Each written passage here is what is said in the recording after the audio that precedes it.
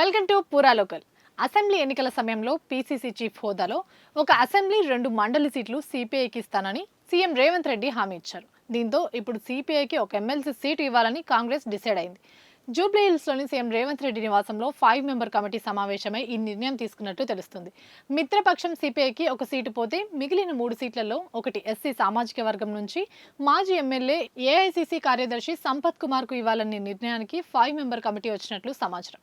మరోటి కమ్మ సామాజిక వర్గానికి చెందిన పీసీసీ మాజీ వర్కింగ్ ప్రెసిడెంట్ కుసుమ కుమార్ కు ఇవ్వాలనే దానిపై కమిటీ క్లారిటీకి వచ్చినట్లు తెలుస్తోంది. ఇక 3వ సీటు మున్నూరు కాపు సామాజిక వర్గానికి ఇవ్వాలని కమిటీ నిర్ణయించింది. మాజీ ఎంపీ పీసీసీ మాజీ చీఫ్ హనుమంతరావుకు ఇచ్చేందుకు మొగ్గు చూపుతున్నట్లు తెలుస్తుంది. అయితే మున్నూరు కాపు సామాజిక వర్గం నుంచి తనకు అవకాశం ఇవ్వాలని పీసీసీ అధికార ప్రతినిధి మహేష్ పార్టీ హైకమాండ్ ను కోరుతున్నారు. కాంగ్రెస్ అగ్రనేత రాహుల్ గాంధీ యువకులకు ప్రాధాన్యం ఇస్తున్నందున ఆ కోటాలో తనకు ఇవ్వాలని ఆయన అంటున్నారు.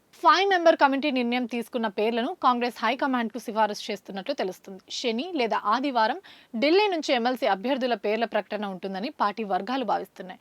5 మెంబర్ కమిటీ పంపించే పేర్లలో ఢిల్లీ పెద్దలు మార్పులు చేర్పులు చేసే అవకాశం లేకపోలేదని పార్టీ వర్గాలు అంటున్నాయి.